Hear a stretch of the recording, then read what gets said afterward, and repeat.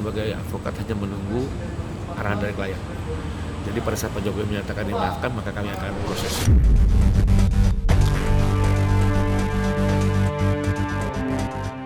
Siapa yang minta RJ ke sana? Enggak, sama sekali.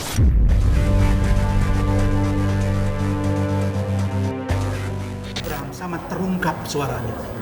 Maka saya minta Abraham Samad diproses.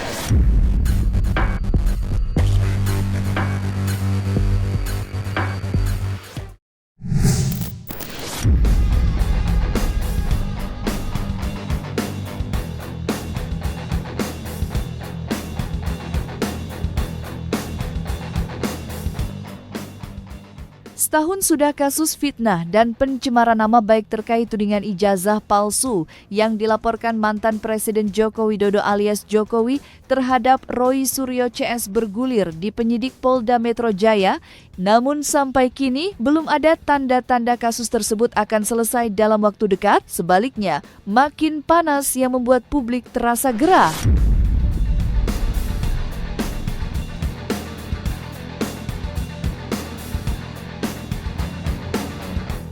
Mengenai kasus tudingan ijazah palsu yang menuai polemik di tengah masyarakat, publik dibuat heran dengan sikap Jokowi yang dianggap mendua. Di hadapan media, mantan Gubernur DKI Jakarta itu ingin laporannya terhadap para tersangka segera naik ke meja di persidangan. Namun di sisi lain, melalui kuasa hukumnya, Jokowi masih memberi lampu hijau pada para tersangka, terutama pada Roy Suryo dan Dr. Tifa jika ingin menyeberang mengajukan restoratif justice mengikuti jejak Rismon Syanipar yang sudah terlebih dahulu mengajukan permohonan restoratif justice. Sikap Jokowi yang bermain dua kaki dengan cepat merebak dan menuai banyak tanya. Santer dikabarkan jika Jokowi ingin menyudahi polemik tanpa melalui mekanisme hukum, melain perdamaian yakni restoratif justice. Mengetahui gelagat tersebut, Roy Suryo CS dengan tegas membantah dan menolak mengajukan restoratif justice yang dianggapnya sebuah kekalahan. Lantas bagaimana kedua belah pihak menanggapi polemik ijazah yang sudah setahun ini menuai banyak perdebatan? Sebagai advokat hanya menunggu arahan dari klien. Jadi pada saat Pak Jokowi menyatakan dimaafkan, maka kami akan proses secara administrasi. Mengenai prosesnya, kami percayakan sekarang satu pintu di kepolisian. Jadi silakan nyatakan ke kepolisian menjembatani kepada terlapor. Memang begitu mekanismenya. Iya. Nyatakan dulu kepolisian agar proses ini diketahui, karena kalau proses diketahui kan berarti kan di hold. Jadi kan polisi memastikan kepada korban, korban memaafkan, baru korban meminta kepada kami untuk menyelesaikan administrasi prosesnya, perdamaiannya, pencabutan ERP-nya dan segala macam. Untuk Pak Jokowi sebenarnya terbuka. Kalau ada selama ini para tersangka yang berubah penelitiannya lalu ingin meralat. Apalagi kan kembali lagi, kalaupun dia penelitian, kenapa selama disebarluaskan di media hampir tiap minggu loh ya. Bagaimanapun juga Pak Jokowi kan punya privasi yang dijaga, nama baik, nama keluarganya. Jadi kami lebih concern ke arah situ. Tapi misalnya pada akhirnya juga tadi kita saksikan masih ada yang tetap bertahan, ya monggo. Dalam konteks seperti ini maka jalan terbaik di negara hukum adalah ya kita bawa ke pengadilan. Siapa yang minta RJ ke sana? Enggak, sama sekali. Dari awal RJ itu tidak ada, kalau dalam bahasa daerah saya, sak kuku ireng pun ya. Jadi sekuku kecil hitam itu nggak ada sama sekali kita minta RJ. RJ itu tidak menang ya. RJ itu kalah. RJ itu menyerah kalah. Restorasi. Jadi buat sahabat-sahabat kami yang melakukan RJ susah. Mereka tidak menang. Mereka justru kalah. Kalah total ya. Kalah sekalah-kalahnya, sehina-hinanya. Jadi kami nggak akan RJ. Ada satu pendapat hukum kawan saya juga sih sebenarnya, mantan Kompolnas yang juga bilang RJ adalah penyelesaian terbaik. Enggak. Kami masih sangat kreatif untuk bisa menemukan jalan yang lain. Maka waktu itu kita tempuh jalan dari MK. Meskipun belum diterima karena ada yang kurang pas, nggak apa-apa. Kita nanti masukkan dulu. Dari Citizen Lawsuit ya, terakhir harusnya FO itu kan di awal ya. Ini overclass itu kan harusnya di awal. Tapi kenapa tiba-tiba ditaruh di belakang? Ya udah nggak apa-apa. Nanti ada lagi nih CLS yang dilakukan oleh bapak-bapak dari Purwakarta TNI. Banyak jalan itu. Termasuk juga kita memverifikasi aturan-aturan baik di dalam KUHP lama maupun KUHP baru. Kami sih tidak masuk kepada persoalan konflik di internal yang awalnya mereka sedang bergabung. Tapi menurut saya ini kan pilihan-pilihan setiap orang untuk mengambil RJ tidak mengambil RJ harus kita hormati lah ya. 3 sudah dapat RJ, ternyata yang menyambut 3 orang. 5 bisa bertahan ya. Ini kan pilihan dari mereka.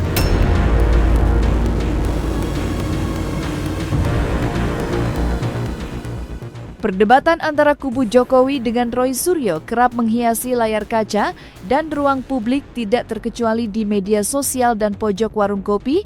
Polemik ijazah Jokowi tidak pernah sepi dari perbincangan masyarakat dari berbagai lapisan. Namun yang menarik, seiring waktu bergulir, statement dari kubu Jokowi, baik disampaikan oleh kuasa hukumnya maupun relawannya, kerap sesumbar jika berkas Roy Suryo CS sudah naik Kejaksaan Tinggi dan sebentar lagi disidangkan. Ada sebagian kalangan yang merasa lega mendengarnya, mengingat kebenaran akan terungkap dan putusan hakim mengenai ijazah Jokowi adil dan mengikat. Lantas seperti apa perkembangan terbaru berkas perkara para tersangka, terutama dari klaster 2, tersangka Roy Suryo dan Dr. Tifa? Benarkah berkas keduanya sudah dikirim ke Kejaksaan Tinggi Negeri?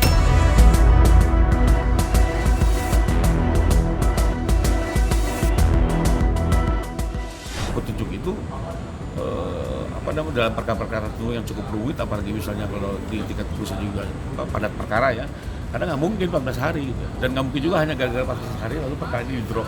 Beda dengan nanti banyak koruptor lepas, banyak pembunuh berlepas hanya gara-gara persoalan timeline ya. Jadi kembali lagi apa yang disampaikan di kejaksaan, saya kemudian juga tidak begitu substantif ya. Dan ternyata juga kan direspon dari pihak jaksa kalau betul dari informasinya kan intinya hanya sekedar menampung keberatan jadi bahan dia. Nah, terkait berkas dikirim kan sebenarnya diumumkan kemarin oleh pihak di Reskrim ya. Jadi kembali lagi mana yang benar mana yang enggak saya nggak tahu, tapi Pak Reskrim sudah menyatakan secara terbuka dikirim. Karena kami juga mendesak untuk segera ini dituntaskan. Ya mungkin sekedar untuk menyampaikan beberapa keberatan boleh-boleh saja. Karena kan bagaimanapun nanti kejaksaan yang akan melanjutkan ke persidangan. Ya pengen saya seperti itu secepat-cepatnya. Ini kan sudah hampir 1 tahun. Segera P21 dan diserahkan kepada pengadilan untuk nanti kita bisa menunjukkan mana yang benar, mana yang enggak benar. Kalau diminta hakim untuk menunjukkan ijazah asli, ya akan saya tunjukkan. Kalau diminta hakim untuk menunjukkan ijazah asli, ya akan saya tunjukkan.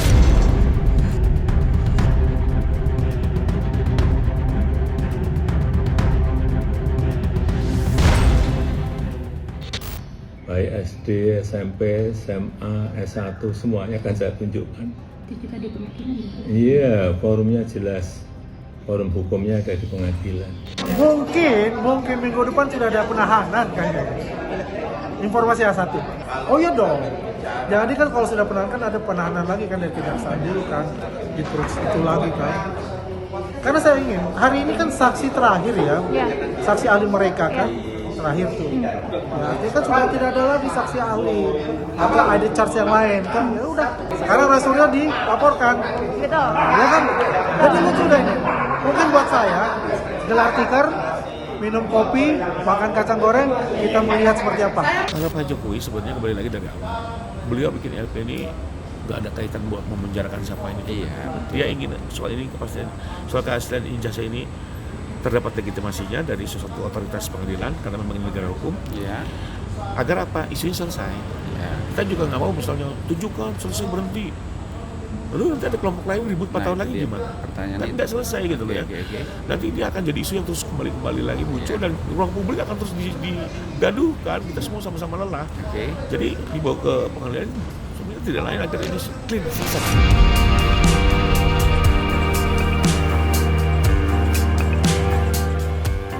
Kabar berkas perkara para tersangka kasus dugaan fitnah yang dilaporkan Jokowi santer dikabarkan sudah dilimpahkan Kejaksaan Tinggi dengan cepat tersebar luas di tengah publik hingga sampai juga ke telinga Roy Suryo. Menanggapi kabar tersebut, Roy Suryo dan tim hukumnya kemarin menyambangi Kejaksaan Tinggi DKI Jakarta untuk memastikan kabar tersebut. Dan betapa terkejutnya sebagian masyarakat usai mengetahui jika kabar yang disampaikan kubu Jokowi mengenai berkas perkara para tersangka sudah dilimpahkan dan sebentar lagi P21 dengan enteng dibantah Roy Suryo usai menanyakan langsung mengenai berkas perkara pada Kejaksaan Tinggi. Namun yang lebih mengejutkan lagi, semenjak berkas perkara dikembalikan lagi ke penyidik Polda Metro Jaya, sudah 2 bulan lamanya berkas perkara tersebut belum juga dikembalikan.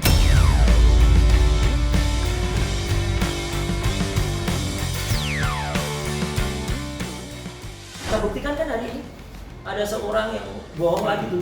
Setidaknya orang itu udah bohong berkali-kali ya. Yang Jumat yang mengatakan sudah limpah, kemudian sudah P21.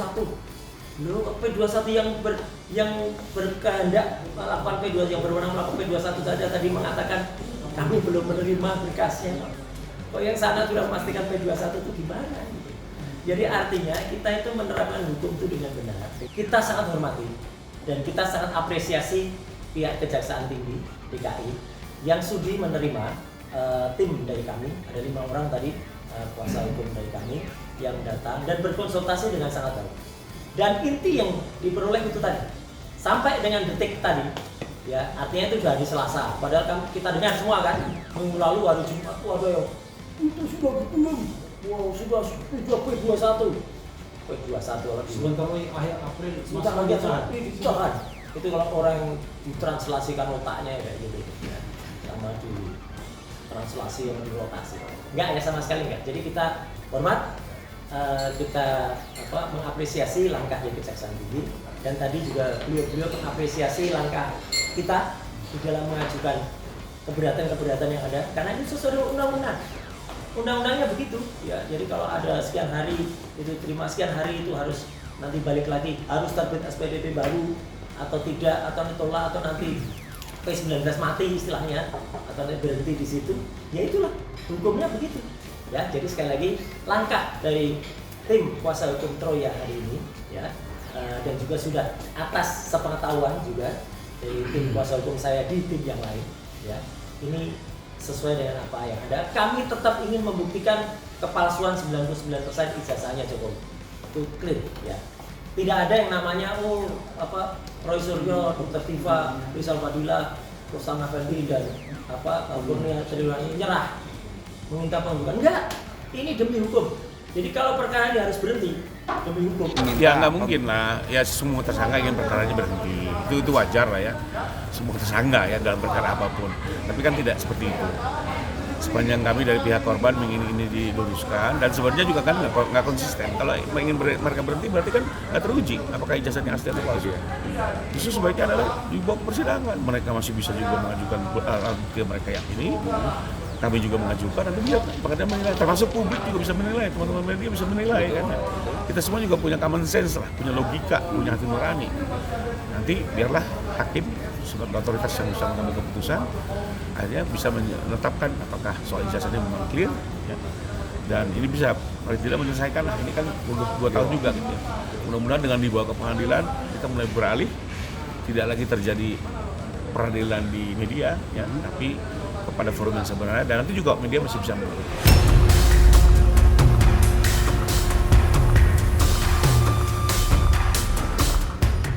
Di sisi lain, Rismon Sianipar yang kini berpihak pada Jokowi mengaku sudah di BAP terkait kesediaannya menjadi saksi mahkota atas laporannya Jokowi yang sudah setahun ini masih berproses di Polda Metro Jaya.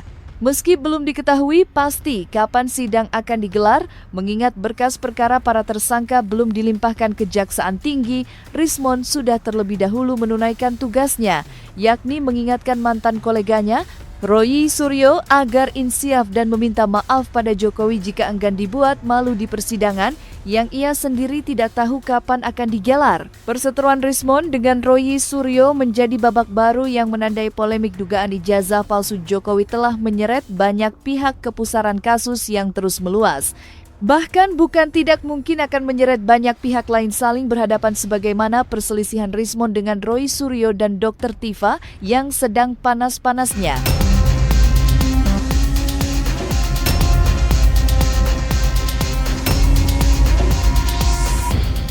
Biasa lah ya, saya pikir saya mau menyadarkan mereka tapi ya nggak bisa, ya udah. Tadi juga pada saat saya nyatakan bahwa ada emboss, ada watermark dan itu nggak bisa dilihat begitu saja lewat mata visual kan. Kalau ahli kan tentu pakai tools, pakai programming. Kalau digital forensik itu kan ada semua.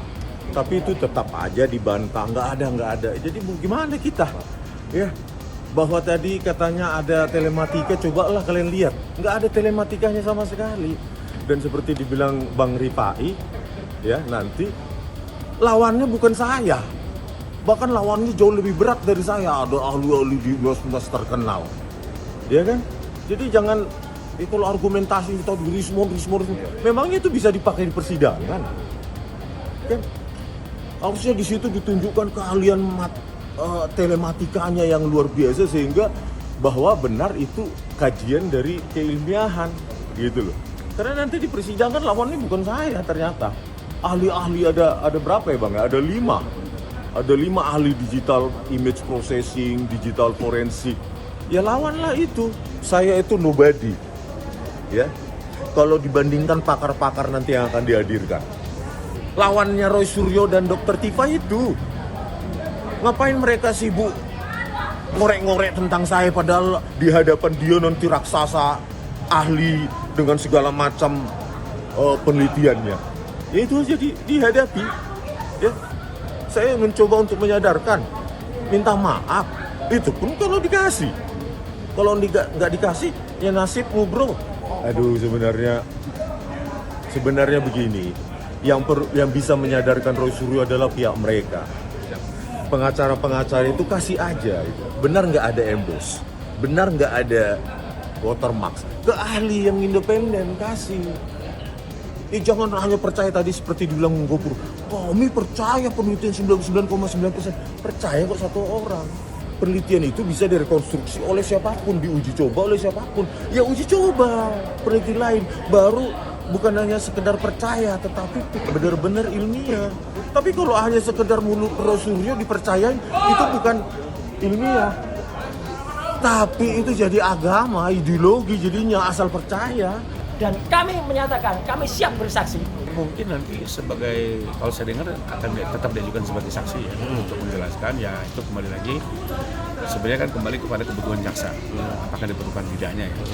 Tapi kalau buat kami sebenarnya yang paling konkret itu adalah ahli-ahli independen yang tentunya tidak ada kepentingan dengan konflik ini ya, betul-betul sesuai keahliannya, dikirimkan juga oleh institusi yang diakui di negeri ini, biarlah juga mereka bisa membantu hakim untuk menemukan kebenaran dalam perkara seperti apa, khususnya terkait ijazah itu.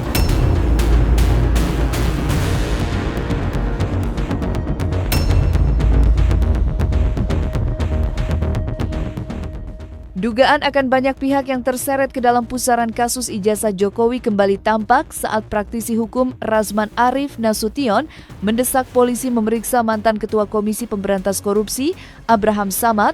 Diperiksa usai namanya berulang kali disebut-sebut dalam polemik yang terjadi antara Rismon dengan Roy Suryo.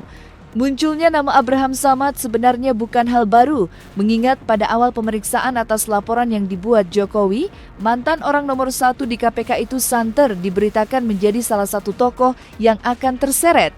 Namun entah mendadak namanya menghilang dari daftar hingga sampai sekarang tidak lagi dibicarakan.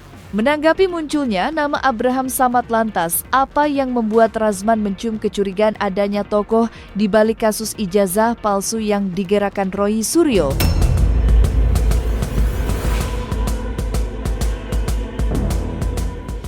Malam hari ini ada data baru.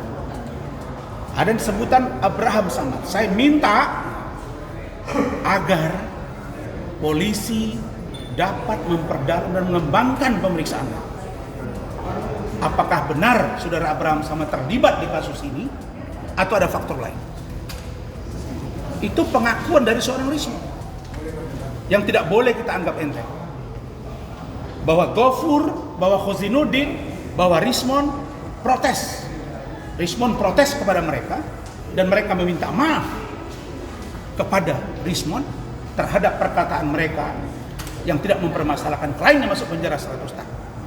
Dan Abraham Samad, Khozinuddin dan Gofur, kata Rismon itu meminta maaf. Maksudnya apa? Bahwa ada dugaan kita yang mendesain untuk pembelaan hukum ini di luar kepentingan hukum yang sebenarnya. Saya minta Polri usut, kembangkan dan cari aktor di belakang. Tadi kan saya minta, tadi kan dia dengan teori-teori hukum, idealisme segala macam. Tadi saya minta satu kejujuran, pernah nggak minta maaf pada saya, Abdul Gofur dan Khozinuddin? Dia bilang nggak pernah. Ya sudah terserah, membantah. Ya, saya nggak bisa ngarang itu. Pernah mereka minta maaf karena disuruh AS. Ya, tanpa berbicara pada saya, itu fakta. Tapi kan dia sudah goyang tuh, enggak dong. Udah kayak cacing kepanasan ya sudah. Abraham Samad terungkap suaranya. Maka saya minta Abraham Samad diproses dan diminta penyidik untuk mengembangkan ada apa dengan peran Abraham Samad di kasus ini.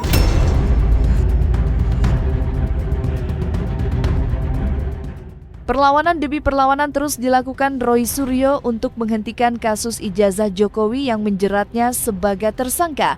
Berbagai langkah hukum sudah ditempuh Roy Suryo dan tim hukumnya, namun belum ada satupun yang membuahkan hasil baik gugatan sejumlah pasal di Mahkamah Konstitusi maupun gugatan citizen lawsuit di Pengadilan Negeri Jakarta Selatan. Lantas apa yang membuat Roy Suryo sampai kini tidak mengajukan gugatan pra-peradilan untuk membatalkan status tersangka dan kasusnya yang menjeratnya?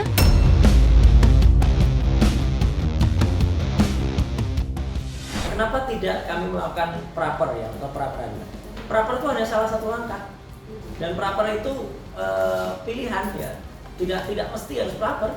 Karena praper itu misalnya menggantungkan perkara ini di bawah satu hakim tunggal dengan waktu pemeriksaan yang hanya seminggu. Apa rela perkara yang panjang ini yang sudah setahun diperkarakan, dilaporkan dan kasusnya sudah hampir 13 tahun hanya diputus selama seminggu oleh seorang hakim tunggal praper? Enggak, kita nggak akan mempertaruhkan hal semacam itu. Kita akan taruh nanti kalau misalnya ini dipertaruhkan di sidang yang benar, tapi sidang yang benar pun itu kan sidang untuk pengujian ijazahnya. Ijazah palsu itu adanya di JLS, jangan salah. Bukan di sidang pencemaran nama baik yang terus-menerus katanya dilakukan dan saya akan bawa ijazahnya. Bohong itu, nggak ada itu. Berkali-kali sudah ada kesempatan untuk bawa ijazahnya, nggak pernah dibawa. Gitu. Jadi artinya sekali lagi saya jawab ya bahwa untuk RJ ya kalau bahasa anak muda, sorry Mac. Kita nggak akan RJ. Pertama saya ingin jawab ya, di antara kita penasihat hukum itu selalu berdiskusi dan diskusinya itu didasarkan perkembangan yang ada, perkembangan kasus yang ada dan didasarkan pada kemauan atau concern dari prinsipal. Ada beberapa di antara penasihat hukum yang mengatakan pra peradilan, ada yang mengatakan tidak. Tapi ketika dibalikkan kepada prinsipal, para prinsipal Dr. Tika dan Mas Roy mengatakan untuk sementara di hold dulu, gitu ya. Nah, jadi kalau prinsipal belum berkenan, tentu kita tidak akan melakukan itu. Itu alasan yang sangat objektif. Alasan kedua adalah kita sedang mengupayakan untuk memberitahukan kepada jaksa peneliti yang bakal menjadi jaksa penuntut umum kalau kasus ini disidangkan dan kita berharap tidak kena. Ya. Jadi ini juga akan berdampak pada penghentian kasus kalau seandainya argumentasi kita ini diterima. Kita tidak perlu repot-repot sidang kalau kasus ini kemudian tidak dilimpahkan ke pengadilan, kan begitu. Jadi upaya itu satu demi satu, step demi step. Tetapi tentu kita bersiap untuk hal-hal lainnya. Pra peradilan kita bersiap, kemungkinan lain juga kita bersiap. Ya, membangun argumentasi kita juga bersiap, tapi langkah yang kita lakukan hari ini adalah langkah mendatangi kejaksaan tinggi karena ibarat permainan sepak bola, bolanya sekarang ada di kejaksaan tinggi DKI. Karena bolanya ada di mereka dan mereka punya kewenangan untuk menyetop kasus ini sebagai dominus dari litis tadi, dari hakim praper. Ya. Maka kemudian tentu kami menjadikan itu sebagai option pertama, gitu ya. Pasti kita pengen kan ekspresi mengedepankan estetika kan disampaikan. Jelas tadi mendengarkan.